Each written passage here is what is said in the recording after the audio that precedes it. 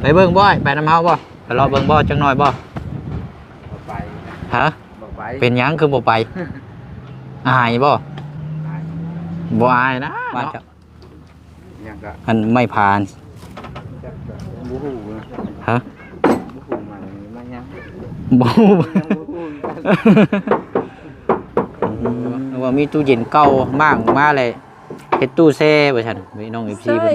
บ่มีตู้แช่บ่ได้มีเป็นบ่บ่อ๋อเฮาไปเช็งกระถางใส่ไฟฟ้าก็ยังบ่มีตู้แช่เสียบอยู่ใส่เสียบอยู่กกล้วยเพิ่นได้บ่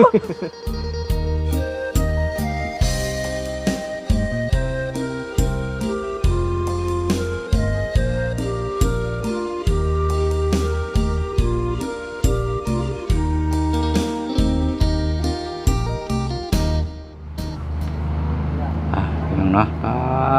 เครื่องของเนาะคนมาเยื่อยๆบาดนี้ซ้ำสีเฮ็ดสร้างยันแต่เป็นลมเท่านั้นแหละบาดนี้พี่น้องเนาะเนาะถือว่าพบพ่อกันตอนเที่ยงพี่น้องเนาะอยู่บ้านเรือนซานของทางน้องน้ำคือเก่าเนาะพี่น้องเนาะซื้อกับข้าวมาฝากทางสร้างก่อนมื้อนี้กันเนาะเป็นลาบดิบพี่น้องเนาะชุดนึงจะว่าเขาเจ้าจ้าแล้วบ่จักเนาะจ้าแล้วก็มีแต่ทางครอบครัวน้องน้ำพุ่นแหละเสียพี่น้องเนาะสบายดีเด้อพี่น้องเด้อเนาะเปิดสุคนพี่น้องเนาะพบเจอกันอีกคือเก่าคือเดิมนี่แหละพี่น้องเนาะมาโดดทางอ้ายเพิ่นสบายดีอ้ายเด้ออันอยู่บ้านซะแล้วบ่คนอยู่บ้านนี่บ่เจ้าบ้านสกีพีนนี่แหละเนาะเงินแขวนติดทางแล้วเงินน้อยๆนะโอ้โดยเป็นจังได๋อ้ายเข้าไปเบิ่งแล้วบ่เฮือนน้องน้ำงามอยู่บ่งามแล้วคือเฮากับบ่มีนี่ก็คิดอยากได้กันถือว่างามอ้ายเนาะเฮือนเนาะงามสุดแล้วพี่น้องเอ้ย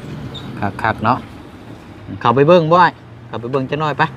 พาไปกับเฮาก็เข้าย่ำไปเลาะเบิ่งเทื่อโอ้บ่แน่ได้เนาะบุญวาสนาได้มีย้อนนั้นย้อนไหนเนาะเว้าเรื่องเฮือนชานไปนำเลยมาไปสิโตลงเรือนี่ไปเนาะกระเจ้ากับเมื่อน่ะเนาะไปเบิ่งบ่ไปน้ำเฮาบ่ไปรอเบิ่งบ่จังหน่อยบ่ไปฮะ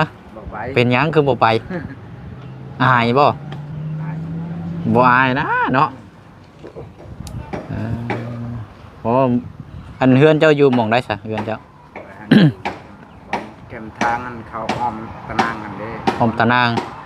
อยู่น้ำกันจะคนครอบครัวเจ้าคนนึงมีเมียเห็นบ่มีอันลูกได้ใช่บ่ลูก3คนอ๋อลูก3คนผู้ชาย2ผู้หญิง1ใหญ่เบิดแล้วบ่ลูกเจ้ามันอยู่อันผู้ชาย10 ปี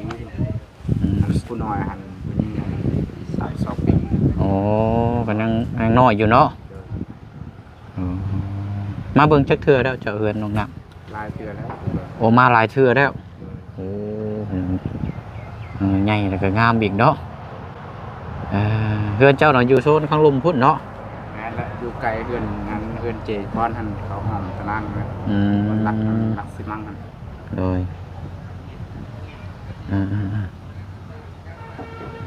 มาเบิ่งมีได้เฮือนครับเข้าไปเบิ่งโดนนะไป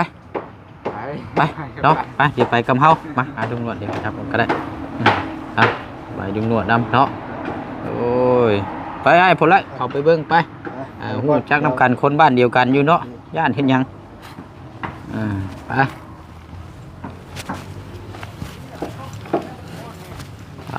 เนาะเฮือนงามเราอ่ะมาจอบเบิ่งลายเทื่อแล้วพอเขามาเบิ่งใกล้ๆก่อนเราอ่ะสบายดีจอบเบิ่งยังมาเบิ่งเฮือนเราเฮือนงามเราอ่ะเบิ่งแล้วเบิ่งอีกบ่ไปเบิ่งมาตะหน้าตะน้ำเลยโอ้เบิ่งเฮือนงามนี่แหละเนาะเพิ่นกะว่าสร้างนี่เฮ็ดเฮือนงามสร้างนี่สร้างมาแต่ไกลเด้นี่เราอ่ะนี่แหละอ้ายสีนี่อันอยู่พี่เพิ่นห้องพายยังก่อนนี่นะเพื่อนเจ้าบ้านเจ้าอันไม่ผ่านบูฮูฮะบูฮูมันยังบู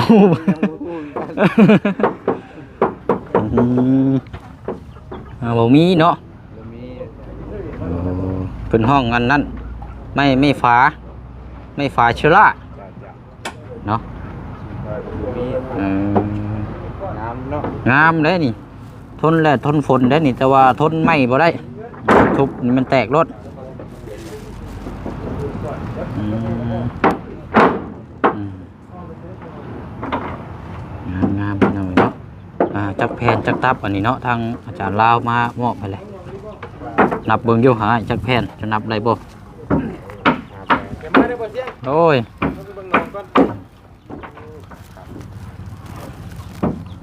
จักแผ่นเนาะขึ้นไปเบิ่งเทิงบ่ป้าเลยมาเลยขึ้นไปเลาะเบิ่งแล้วก็จังเมื่อเนาะ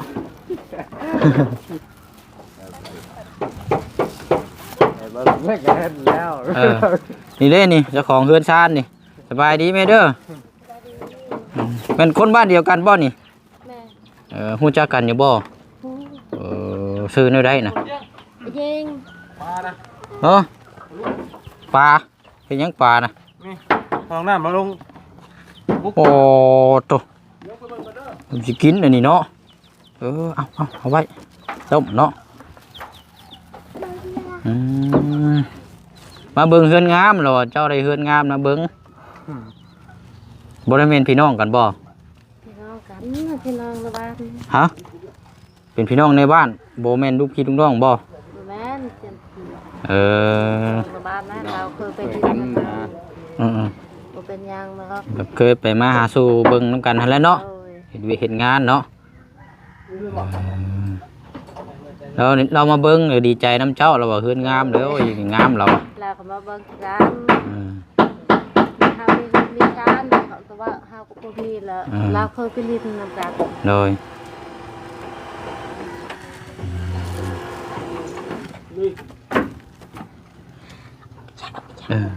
บอกเดินลงมาเด้อหาเด้อบอกเด้อลูกเต้าเจ้าเด้อทางสร้างเขากินข้าวแล้วบ่ ยัง บ่ทันได้เฮ็ดกินบ่โอ้ว่าจะเฮ็ดกินจังซั่นฮะว่าจะปลานี่บ่โอ้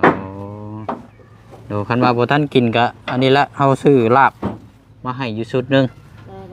พอดีเด้อสกินตอนเที่ยงด้วยเนาะกินข้าวตอนเที่ยงเลยลาบน้ำกัน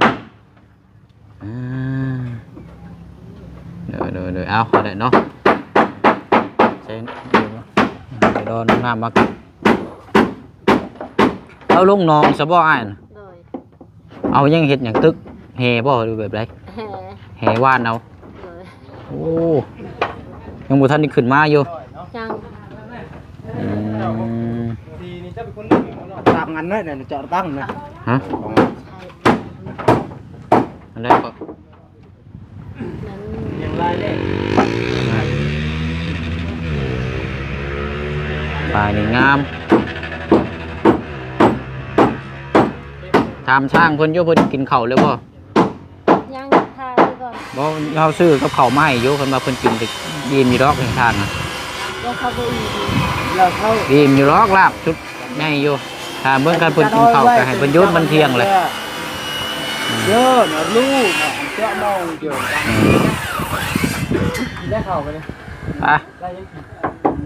ถามเบิ่งช่าง จะน้อยแม่ มาที่ต้มปลาป่ะวะเนี่ย ฮะอันใดก็จังน้อยบ่ยันว่าลาบนี่ได้มันสิเสียได้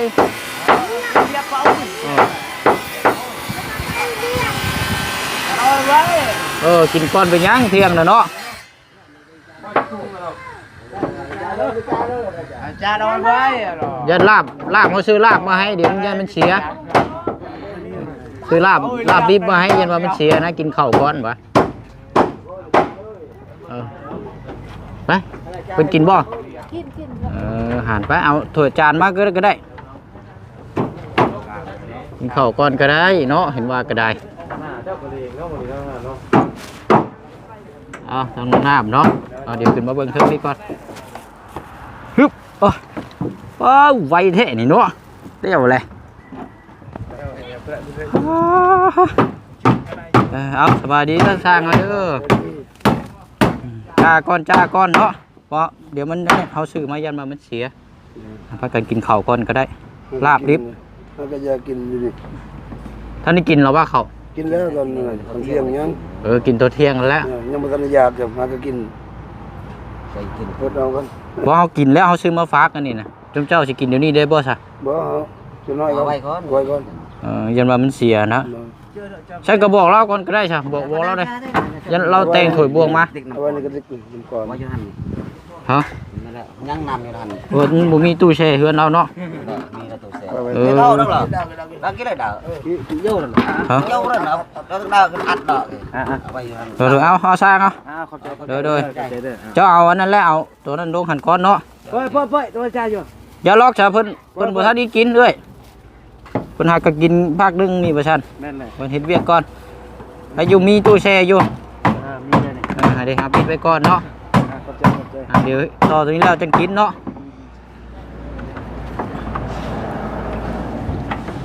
โอ้โหเนาะเจ็บคักเลยเลาะในพื้นกันเนาะใส่ตัวนี้นี่มัดเอาเลยเนาะ มันไม่คดคือบ่ยานยานเขาเลื่อยมันนานเขาก็หน้ากาวหน้าที่ อ๋อ เขาเลื่อยคดเป็นนั่นน่ะน้อมแต่เขาเลื่อยมันเป็นแบบเลยแบบเรื่องคดมันบ่ยานเนาะมีเล็กนี่ mai tôi soi thì khác vô โดย mai khâu lừa nó đang khánh เลื่อยคนบ่ซึมเลื่อยเด้ เออ ไปครัว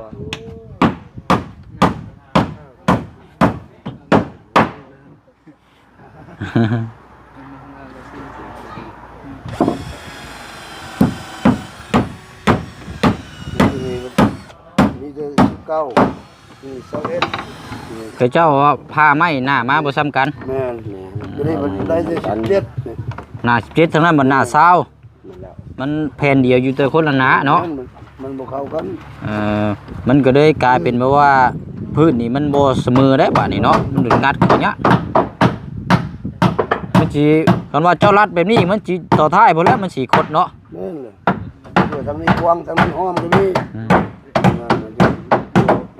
ใช้เวลานี่แหละ โดยเอาเนาะอันละมันอยู่ท่าอยู่บ่เป็นหยังหรอกเนาะ ta ngập chịu này cho cái này lên แต่จังกี้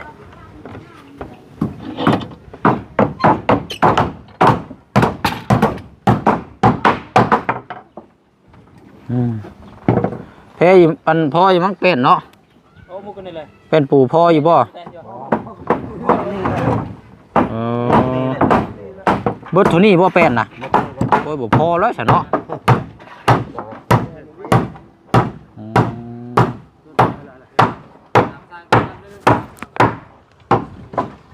โอ้มาเลยเจ้าของเฮือนเอาทำนั่นแหละพี่น้อยเนาะไม่พาเชื้อรากลับมาเลยเนาะ โดย งามอยู่บ่สีถึกใจอยู่บ่ งา เสียงก็ยังบ่ทันได้เบิ่งคักปานใดได้พอดีอ้ายนี่แหละคนบ้านเจ้านี่แหละเรามาเบิ่งนำเพิ่นเรายังบ่ทันได้มืออยู่ไปลงเพิ่นก็ได้บ่มีทางบ่ยามถามเวียกงานก่อนเนาะเบิ่งคนงามแล้วก็พี่น้องเนาะอายุเป็นเฮ็ดบันไดสำรองไว้ให้อยู่เนาะสดๆร้อนๆเลยนี่เนาะสีเหลืองนี่ โอ้โหสีแดงเข้ม ฮะ แดงเข้มหมดเลย แดงเข้มอันนี้เนาะแดงมึงคุดบ่แดงประกายทองนี่มันสิออกคือเฮือนน้องปูนาพุ่นอันนี้น่าจะเป็นแดงเลือดหมูบ่ได้วางแดงเข้มคนละสีนี่สีออกมาใหม่เด้นี่เนาะแม่สีมาแพนเท่าไรเนาะ โอ้โห แง่จะบ่ได้ถามเพิ่นบ่ซะ บ่ไม่ได้ท บินมีอยู่บ่ ำบินนำบาวเล่า เบิดเท่าไรซะเบิดนี่นะเราซื้อมาจากแผ่น 170 170แผ่น แม่เงิน19 หึเงินยอดเงินนั่นเท่าไรเนาะ 19ได้แต่ปลายดันลืมนะ 19ล้านบ่ แม่ 19ล้าน 19ล้าน50ตัวลืมนะ แผ่นเท่าไรนี่เนาะ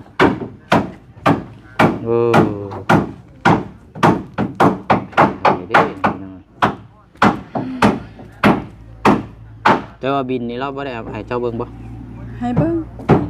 บ่ฮู้ ลืมแหละ บ่ฮู้ 19ล้านบ่ฮู้ว่าปลายเท่าไรดิ แม่น โอ้ย นักดูพี่น้องเนาะถ้าว่าคือเอาซื้อสั่งมาแต่เก่านี่มันก็อยู่ใกล้อันนี้มันไกลแต่เพิ่นก็บวกค่าน้ำมันเราก็เจ้าต้องเอาอยู่แล้วที่อีก200,000 300,000พุ่นแล้วนี่บ่มาแต่เซปูนพุ่นได้นี่น่ะ ไปเซปูนนะ ไกล ไก่นี่ ก็จะเต็มที่ประมาณ คิดแล้วแต่มันดู วันหนึงนี่บ่มีมีห้านเดียว ดู ห้านเดียวก็ขาดก็จบเลยบ่มีต้องเอาไปพุ่นแล้วไกลถ้าบ่เอาพุ่นก็บ่ได้อีกสร้างอยู่ทางงานอีกแป้นปูเจ้าแล้วสิบ่พอซำเด้นี่ แม่ ขาดแป้นปูเด้นี่ผู้เสียงซื้ออันชุดลาบมาให้1ชุดเด้อ โดย มาให้สร้างแต่ว่าถามเพิ่นว่าเพิ่นกินเพิ่นยังบ่ทันได้อยากอยู่ โดย เจ้าเลยสิกินแล้วบ่ครอบครัวข้าวน้ำ กินแต่ข้าวเช้า ทุกว่าพ่อเจ้าบ่ตึกปลาใช่บ่ แม่น ปลูกไผ่ต้มปลานั่นก็บ่เสียงเอาเพิ่นสร้างเพิ่นเอาไว้อันตู้แช่อยู่เทิงเลย โดย ติ๊กน้ำ มีตู้แช่ บ่แม่นตู้เย็นเด้ตัวอะไรคันว่าเรื่องตู้แช่แล้วผู้ดีผู้เสียงเห็นพี่น้องคอมเมนต์มาบอกว่า แต่ก่อนมั่างเฮือนน่ะจะมีตู้เย็นห้างซะบ่ ใช่ ในเฮือนเจ้านี่เฮือนตอนเฮือนเช่เท่านั้นน่ะ มันมีตู้เย็น ฮะ โดยยัง บ่ได้มีบ่ อืม เอ้านึกว่ามีตู้เย็นเก่ามากมาเลยเฮ็ดตู้แช่ว่าซั่นพี่น้อง FC ใช่ เพิ่น บ่มีตู้แช่ บ่ได้มีเป็นบ่ บ่ เฮาไปเสียงกระ ข ถาง นาดใส่ไฟฟ้าก็ยังบ่มีตู้แช่เสียบอยู่ใส่ เสียบอยู่กกกล้วยเพิ่นได้บ่ โอ้หรือว่าอย่างอื่นบ่เนาะบ่เสียงเข้าใจผิดบ่จักซะเนาะเพิ่นว่าให้ดื้อเอาตัวเก่าออกมาแล้วมาเฮ็ดตู้แช่แนวอยู่นึกกินหั่นนะบ่เสียงก็ได้คิดว่าเพิ่นน้องน้ำนี่ตอนอยู่เฮือนเก่าเฮือนแช่นี่มีตู้เย็นเก่าอยู่บ่วะ ขนาดใส่ไฟฟ้าก็บ่มี ยังสิมีตู้เย็นอยู่บ่ บ่มีคันมีตู้เย็นเฮือนบ่ได้ใส่ แสดงว่าบ่มีซะเนาะ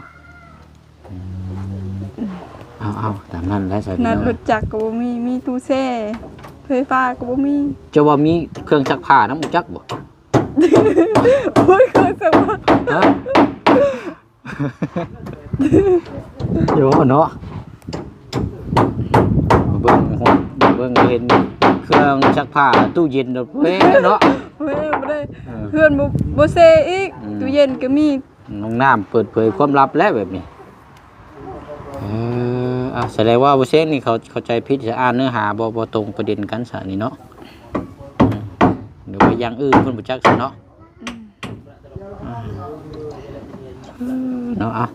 ไม่ยังเรือลายแท้นี่เนาะเศษนี่เนาะ โดยหลายไหม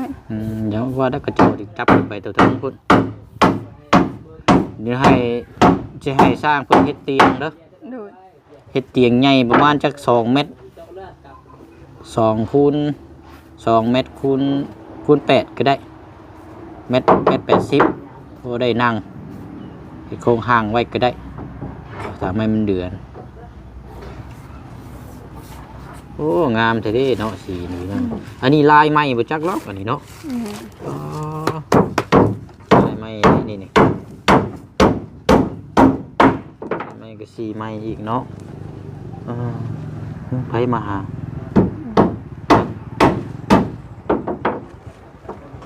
จับอย่าบังลูกอย่าบังละลงมาพี่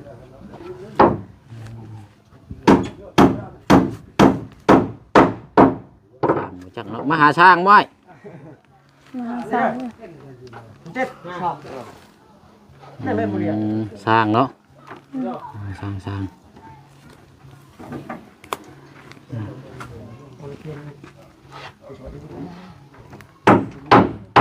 อันนี้ใช้ตะปูได้ตอกเอาดิเนาะ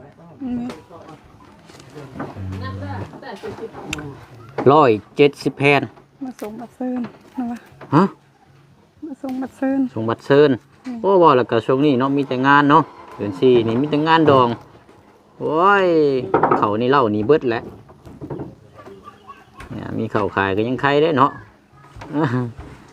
วัดเชิญเนาะงานดองไหว้วัดโตหน่อย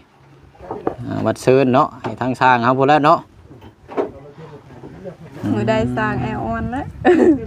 มือใดนะแจ้งบอกหน่อยเด้อมือใดนะ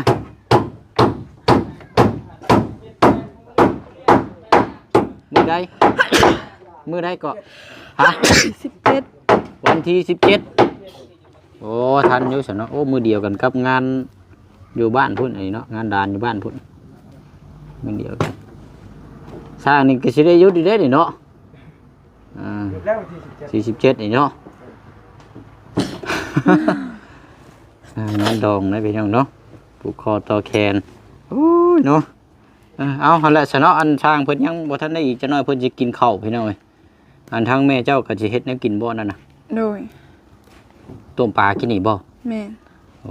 อันน้องซานี่น้องไผนี่นะ น้องเขาเอง ฮะ น้องเขาเอง